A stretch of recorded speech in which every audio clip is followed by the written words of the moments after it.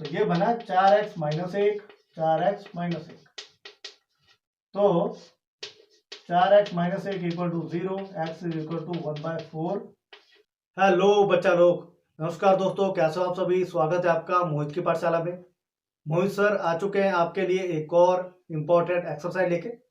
आज के इस वीडियो में हम लोग बात करने वाले हैं क्लास 10th के एक इम्पोर्टेंट एक्सरसाइज के बारे में। आज के इस वीडियो में हम लोग बात करने वाले हैं प्रश्नावली 4.2 की। इस प्रश्नावली में हम लोग सीखने वाले हैं किस तरह से हम लोग जो गुणनखंड विधि होती है उसका यूज करके किसी भी द्विघात समीकरण के जो मूल है, जो उनके रूट्स है, उसको निकाल सकते हैं। तो इस वीडियो को बिल्कुल भी स्किप मत करना। अगर आप क्लास 10th में पढ़ते हो तो इस वीडियो को पूरा देखने का ट्राई करना। इस वीडियो से आपको बहुत कुछ सीखने को मिलेगा। तो आइए स्टार्ट करते हैं हमारा आज का टॉपिक प्रश्नावली 4.2। तो जैसा मैंने आपको बताया कि आज की इस वीडियो में हम लोग बात करने वाले हैं प्रश्नावली 4.2 की, जिसमें हमें टोटल 6 क्वेश्चन दिए गए हैं और उन 6 क्वेश्चन में हमें द्विघात समीकरण के मूल निकालने हैं या द्विघात समीकरण को बना के भी दिखाना है कि द्विघात समीकरण किस तरह से बनेंगे। इसी के साथ गुणनखंड विधि के बारे में हम लोग जानेंगे कि गुणनखंड विधि का प्रयोग करके हम लोग किस तरह से किसी भी द्विघात समीकरण के जो मूल है, जो रूट्स है, वो निकाल सकते हैं। तो आइए स्टार्ट करते हैं हमारी आज की एक्सरसाइज बिना कोई टाइम वेस्ट किए। तो उसका पहला क्वेश्चन है। पहले क्वेश्चन में इसमें टोटल 5 पार्ट्स दिए हैं, 5 इक्वेशन दिए हैं, जिसके हमें मूल गुणनखंड विधि से ज्ञात करने हैं। पहली इक्वेशन है, जो पहला समीकरण है, वो है x square minus 3x minus 10 is equal to 0।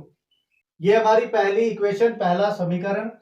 सबसे पहले क्या करना होता है, एक्स स्क्वायर को ऐसे लिखना होता है। ये जो हमारे समीकरण होते हैं ना, जब हम इसके फैक्टर बनाते हैं, गुणनखंड करते हैं, तो वो 4 स्टेप में खत्म हो जाता है। ओके, 4 स्टेप में ये खत्म हो जाएगा। तो एक्स स्क्वायर माइनस, अब आपने क्या करना है, ऐसे 2 नंबर मुझे बताओ जिसको मल्टीप्लाई करके 10 आए और जमा या घटाव करके 3 आए। तो 2 गुना 5 10 हो गया, 5 में से 2 गया, 3 आ गया। ओके, यहां गया 5x प्लस 2x, यहां 10 आ गया। मेन जो स्टेप है ना, वो यही वाला है। इसके बाद सब कुछ इजी है। x कॉमन ले लो, ये बचा x माइनस 5, यहां 2 x माइनस 5। एक और यूजफुल बात, जो यहाँ पे ब्रैकेट में वैल्यू आएगी ना, वो यहाँ पे भी आएगी।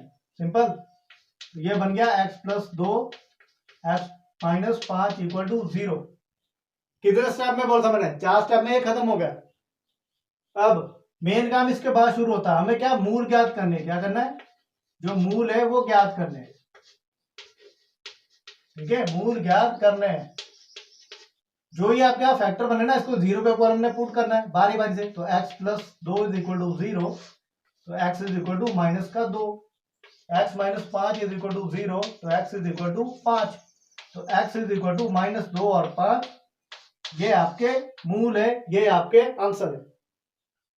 ओके, तो बाकी के जो उसके 4 पार्ट है वो भी इसी तरह सॉल्व करने हैं। तो आगे बढ़ते हैं। इसका जो दूसरा पार्ट है वो इस तरह से, 2x square plus x minus 6 equal to 0। Okay, अभी मैं इसको नहीं मिटा रहा हूं, क्योंकि आपको ये भी समझ आना चाहिए, यहां से आइडिया लगना चाहिए कि दूसरा क्वेश्चन हम किस तरह सॉल्व करने वाले। सबसे पहले यहां देखो, 2x स्क्वायर वैसे लिख दो, लास्ट का जो माइनस 6 वो भी ऐसे लिख दो।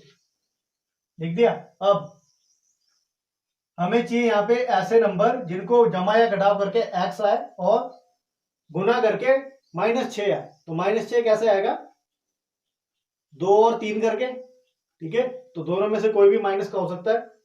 अब यहाँ पे x चाहिए, तो x कैसे आएगा, यहाँ पे देखो, अगर हम 4x लेते हैं और यहाँ 3x लेते हैं, ठीक है, तो 4 में से 3 गया, तो ये तो आ गया x आ गया। कितना आ गया, x आ गया। बट 4 गुना 3 करेंगे तो ये 12 बन रहा है, 6 तो आ नहीं रहा है। 2 यहां भी दिया है, यहां पे भी ध्यान रखो, जो हमारा एक्स स्क्वायर की वैल्यू है ना, वो सिंपल वैल्यू नहीं है। अगर आप इस पूरी इक्वेशन को, पूरी टर्म को 2 से डिवाइड कर दोगे, तब आपके पास ये सिंपल फॉर्म में आएगी। ओके, तो अब इसको ध्यान से देखना। 2 अगर हम 2x हमने कॉमन लिया, ठीक है, अंदर बचेगा x और 2। सिंपल। अब यहां पे कौन सा अंक लाए कि 3 आए, 3 लाने के लिए तो माइनस 3 यही लिखना पड़ेगा ना, ये वाली ब्रैकेट यहां पे आएगी। बन गई। तो आपके आंसर आ गए 2x माइनस 3 x प्लस 2। ये बन गए आपके पेयर, आपके गुणनखंड बन गए, ये आपके फैक्टर बन गए, गुणनखंड बन गए। ओके, अब हमें क्या करना है, मूल ज्ञात करना है। तो सबसे पहले 2x minus 3 is equal to 0, तो 2x is equal to 3, x is equal to 3/2। वैसे ही x plus 2 equal to 0, x equal to -2, तो x की आ गई 2 वैल्यू, 3/2 और -2। ओके, तीसरा पार्ट है इसका, उसमें देखो √2x² प्लस 7x प्लस 5 √2। तो सबसे पहले देखो कि ऐसे नंबर कौन से हैं जिनको जब आप मल्टीप्लाई करोगे तो आपके पास 5 √2 वाली जो टर्म है वो आएगी। ठीक है, 5 √2।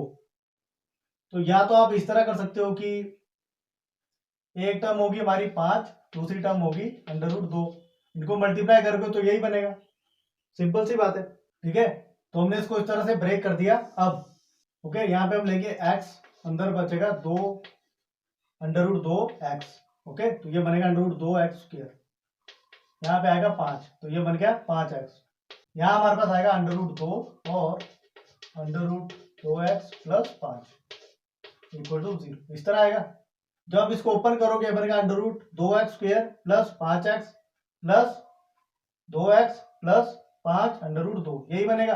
अब तो x प्लस √2 और √2x प्लस 5, ये बने आपके फैक्टर। तो x plus √2 is equal to 0, x is equal to minus √2, यह आएगा √2x plus 5 equal to 0, √2x equal to -5, x is equal to -5/√2, तो x इज इक्वल टू -√2 और -5/√2। ये आ गए आपके दो आंसर। ओके, आगे बढ़ते हैं। जो उसका अगला पार्ट है 2x² minus x plus 1/8 is equal to 0, ये इसका चौथा पार्ट। सबसे पहले 8 से इसको मल्टीप्लाई कर दो, इसका एलसीएम कर दो, ये बनेगा 16x² minus 8x plus 1 equal to 0। ये 8 यहाँ पे चला जाएगा। ओके, तो ये बनेगा 16x² minus 8x plus 1 equal to 0। तो इसको हम लोग किस तरह सॉल्व कर सकते हैं, देखो 16x² minus 4x plus 1 equal to 0। अब 4x यहाँ पे ये हमारा बनेगा, 4x माइनस 1 4x माइनस 1, तो ये बना 4x माइनस 1 4x माइनस 1। तो 4x minus 1 equal to 0, x is equal to 1/4, 4x minus 1 equal to 0, x is equal to 1/4। तो x की दो वैल्यू आई, 1/4 1/4 आपका आंसर। अब करते हैं इसका आखिरी पार्ट, वो 100x² माइनस 20x प्लस 1। इसको सॉल्व करना है, जैसे हमने ये वाला सॉल्व किया वैसे सॉल्व होगा। ओके, यहाँ पे देखो 100x² जो क्या 10x प्लस 1 इक्वल टू 0। जो उसका चौथा और पांचवा पार्ट है दोनों एक जैसे है। ओके, तो tan x into tan x minus 1 tan x minus 1 equal to 0, ये बन गया tan x minus 1 equal to 0। तो tan x minus 1 equal to 0, tan x minus 1 equal to 0, tan x equal to 1, x is equal to 1/10, यहाँ भी x is equal to 1/10। x is equal to 1/10 1/10, वहां था 1/4 1/4, यहाँ था 1/10 1/10। Okay, तो इसी के साथ क्वेश्चन नंबर 1 होता है पूरी तरह से कंप्लीट। आगे बढ़ते हैं क्वेश्चन नंबर 2 की ओर। क्वेश्चन नंबर 2 में बोलता है कि उदाहरण 1 में दी गई समस्याओं को हल कीजिए। अब जो उदाहरण 1 है हमारा, वो पेज नंबर 79 और 80 पे दिया है। ओके, पेज नंबर 79 और 80 पे। ओके, वहां पे जो इक्वेशन दिए ना हमने, उसका यूज करके इनको सॉल्व करना है। तो वहां पे भी दो पार्ट्स है ना, तो हम इसको पहले दो पार्ट्स में डिवाइड करते हैं।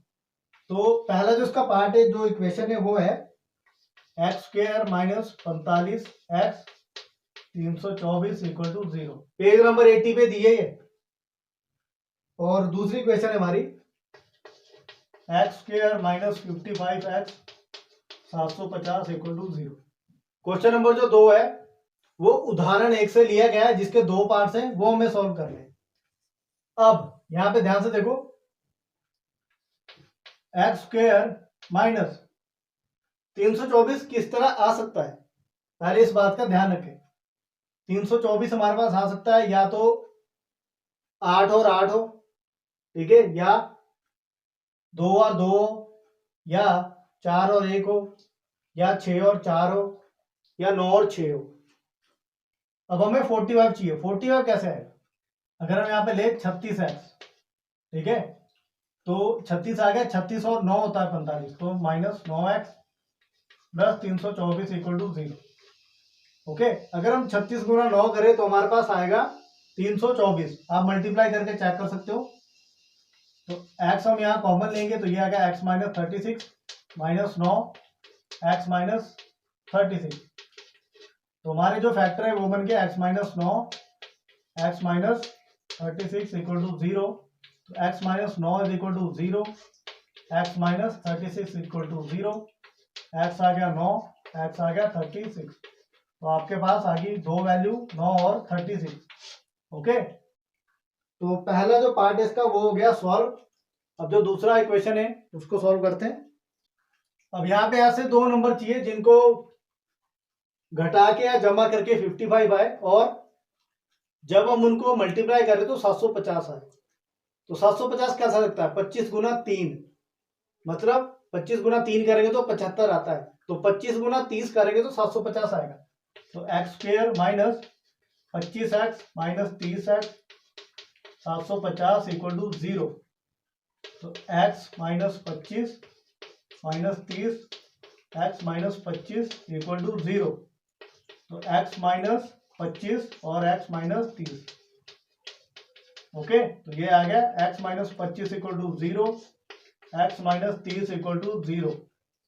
x आ गया 25, x आ गया 30, तो दो वैल्यू आ गई 25 और 30। ओके, तो क्वेश्चन नंबर 2 जो हमारा उदाहरण 1 है वो होता है पूरी तरह से कंप्लीट। ओके, आगे बढ़ते हैं क्वेश्चन नंबर 3 की ओर।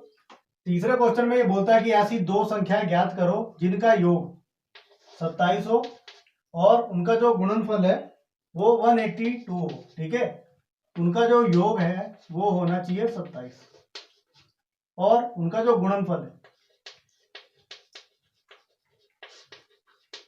वो 182 होना चाहिए। तो मान लो जो पहली संख्या है वो x है, पहली संख्या को मान लो आप x, और जो दूसरी संख्या है उसको मान लो y। ओके, जब ये योग की बात करता है तो x plus y is equal to 27 है और x into y equal to 182 है। तो यहां से क्या करो, x की value in term of y निकालो। तो x is equal to 27 minus y, इस वैल्यू को दूसरी क्वेश्चन में पुट करो। x की जगह हमने लिखना है 27 minus y into y equal to 182। ये हमारा बनेगा 27 वाई माइनस वाई स्क्वायर 182। ये हमारा बना, देखो 27 y minus y square equal to 182। इसको जो सिंपल करके लिखेंगे ये लिखेंगे minus y square plus 27 y equal to 182।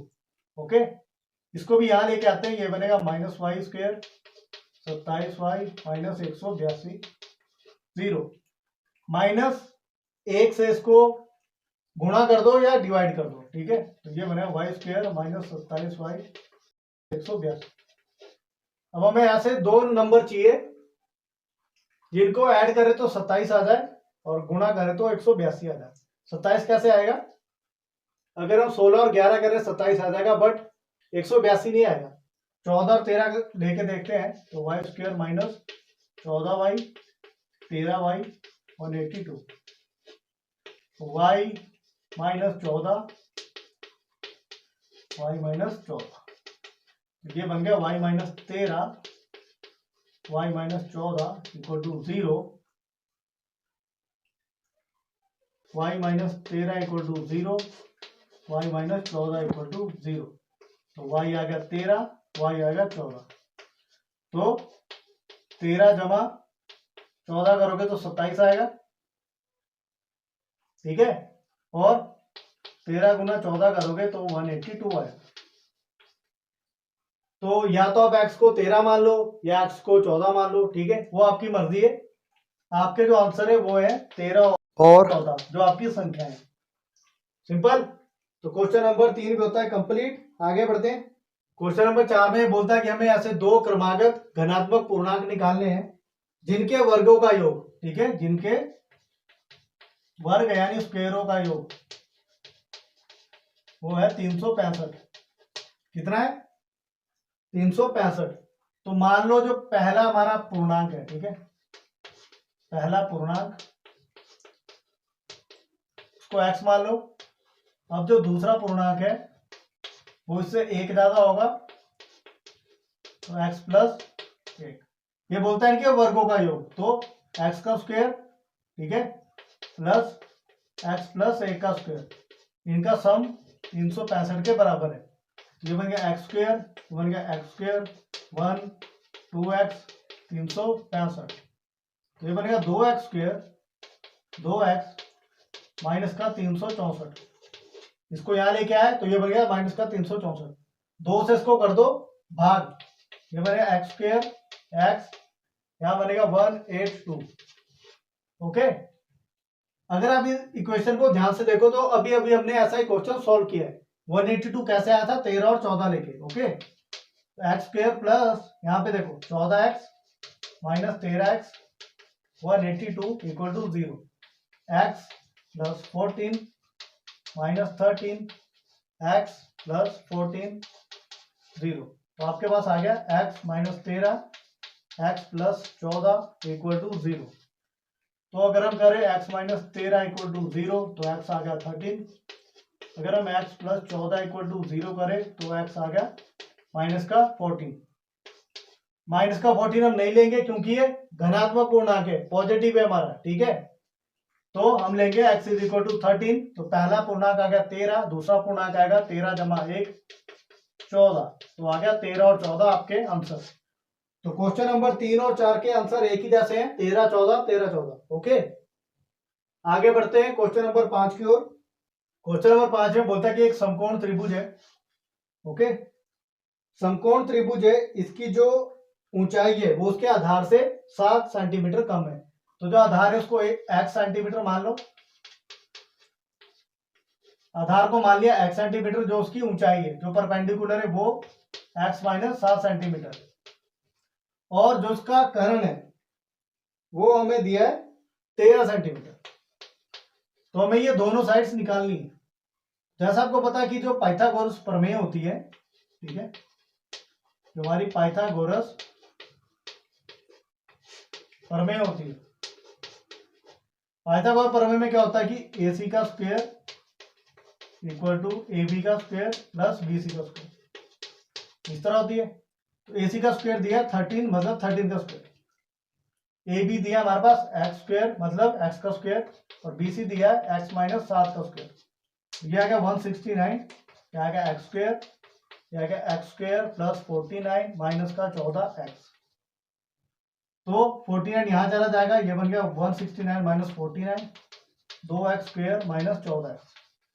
ये हमारा बन गया 120 equal to 2x square minus 14x। इनको चेंज कर दो, 2x स्क्वायर 14x 120, 2 से इसको डिवाइड कर दो, ये बनेगा x स्क्वायर 7x 60, ये इधर आ जाएगा x स्क्वायर 7x माइनस का 60। हमें इसको सॉल्व करना है, तो ये बने x स्क्वायर, अब यहाँ देखो 7x है। अब ऐसे दो नंबर बताओ जिनको मल्टीप्लाई करके 60 आ जाए और जमा और घटाव करके 7 आ जाए। तो 12 और 5, यहाँ लेते 12x और यहाँ लेते 5x और ये 7, बन गया x माइनस 12 यहाँ 5 x माइनस 5। ये हमारा बन गया x प्लस 5 x माइनस 12। तो x plus 5 is equal to 0, x equal to minus 5, x minus 12 equal to 0, x is equal to 12। जो हमारी लेंथ होती है वो नेगेटिव नहीं होती है, तो हम लेंगे x इक्वल टू 12। तो आधार हमारा आ गया 12 सेंटीमीटर। तो 12 माइनस 7 ये आ गया 5, तो आधार आ गया 12 सेंटीमीटर, ये आ गया 5 सेंटीमीटर। ओके, तो आपके आंसर है 12 सेंटीमीटर और 5 सेंटीमीटर। ओके, तो क्वेश्चन नंबर 5 में होता है कंप्लीट। अब रहता है इसमें आखिरी क्वेश्चन। क्वेश्चन नंबर 6 में ये बोलता है कि एक कुटीर उद्योग है, ठीक है, कोई फैक्ट्री है, कोई कारखाना है जिसमें जो बर्तन होते हैं वो बनाए जाते हैं। ओके, एक विशेष दिन यह देखा गया है कि प्रत्येक नग की निर्माण लागत उस दिन के निर्माण किए गए बर्तनों की संख्या के दुगने से 3 अधिक थी। यदि उस दिन की कुल निर्माण लागत 90 थी तो निर्मित बर्तनों की संख्या और प्रत्येक नग की लागत ज्ञात कीजिए। सबसे पहले हम क्या करेंगे, देखो हमें पता नहीं है कि कितने बर्तन बनाने में कितने जो नग है वो लगे हैं। ओके, तो अगर हम करें कि जो नग है ना, नग की संख्या करें कि नग की संख्या। अब नग की संख्या कैसे निकलेगी कि कुल लागत अपॉन कुल बर्तन, इसी तरह निकलेगी ना, कुल लागत और कुल बर्तन। अब ये कहता है कि 90 थी वो लागत और बर्तन हमें नहीं पता, तो बर्तन को हमने एक्स ले लिया। कितना ले लिया? एक्स ले लिया। और इसी के साथ ये कहता है कि एक स्पेशल डे रखा जाता है, वहां पे जो निर्माण लागत है ना, उस दिन के जो बर्तन बनाए गए हैं उसकी जो संख्या है उसके दुगने से 3 अधिक होती है। तो जो निर्माण लागत है वो इस तरह भी होती है 2x जमा 3। तो हमारे पास ये दो कंडीशन है, 2x plus 3 equal to 90/x। हमें इसको सॉल्व करना है। ये हमारा बनेगा 2x स्क्वेयर 3x 90, ये बनेगा 2x square 3x minus 90 equal to 0। ठीक है, 2x square plus 3x minus 90 equal to 0। इसको सॉल्व करना है। तो इसको सॉल्व करने के लिए हम लोग क्या करेंगे, अब हमें ऐसे नंबर चाहिए जिनको हम लोग मल्टीप्लाई करें तो हमारे पास 90 आए और जमा या घटाव करें तो 3 आए। अगर हम लोग इसमें लेते हैं 15 और 6 लेते हैं, 15 और 6, 15 6 के 90 आ जाएगा। और 15 में से अगर हम लोग 12 घटाएंगे तो 3 आएगा। ओके, अब वो 12 कैसे आएगा, ऐसा क्वेश्चन हमने पहले भी किया था, वहां पे 2 पहले दिया था। ओके, तो 15 गुना 6 आपने किया, ठीक है, जो कि छोटी संख्या है ना उसको 2 से मल्टीप्लाई कर दो, 12 बन गई, वो अपने घटाना है। देखो 2x square 15x minus 12x 90 equal to 0। यहाँ ले लो 2x, यहाँ आएगा x माइनस 6। अब 6 क्यों लिया, 2 6 के 12 बन गया। ठीक है, यहाँ पे आएगा 15x माइनस 6 इक्वल टू 0। आपके जो फैक्टर है वो बनेंगे 2x प्लस 15 और बनेगा x माइनस 6 इक्वल टू 0। इसको सॉल्व करना है। ठीक है, तो 2x प्लस 15 इक्वल टू 0 और x माइनस 6 इक्वल टू 0। यहाँ आ गया x इक्वल टू 6, यहाँ पे आएगा 2x equal to minus 15, x equal to minus 15/2। अब जो बर्तनों की संख्या है वो माइनस में तो नहीं हो सकती, तो ये वाली वैल्यू नहीं लेंगे, हम लेंगे x इक्वल टू 6। तो बर्तनों की संख्या आएगी 6 और जो कुल लागत है वो आएगी 90/6, 15 रुपए पर बर्तन। ओके, तो आपके आंसर आ गए 6 और 15। ओके, तो बर्तनों की संख्या आई हमारे पास 6 और 15 रुपए आई हमारी प्रत्येक नग की लागत। तो इसी के साथ हमारी जो प्रश्नावली 4.2 है वो होती है पूरी तरह से कंप्लीट। इससे पहले वीडियो में हमने प्रश्नावली 4.1 को पूरी तरह से सॉल्व किया था और इस वीडियो में हमने प्रश्नावली 4.2 को पूरी तरह से सॉल्व किया है। तो इन दोनों वीडियोस को पूरा देखने का ट्राई करना। अगर आप लोग क्लास 10th में पढ़ते हो तो ये दोनों वीडियोस आपके लिए बहुत ही ज्यादा इंपॉर्टेंट है। तो इस वीडियो से अगर आपको कुछ भी नया सीखने को मिला है, कुछ नई ट्रिक्स मिली है, कुछ नए फॉर्मूले मिले हैं, सबसे पहले इन वीडियो को पूरा देखने का ट्राई कीजिएगा। और चैनल को अगर आपने अभी तक सब्सक्राइब नहीं किया है प्लीज चैनल को सब्सक्राइब कर दीजिए। आज के इस वीडियो में हम लोग इतना ही करेंगे, मिलते हैं अगली वीडियो में नए टॉपिक के साथ।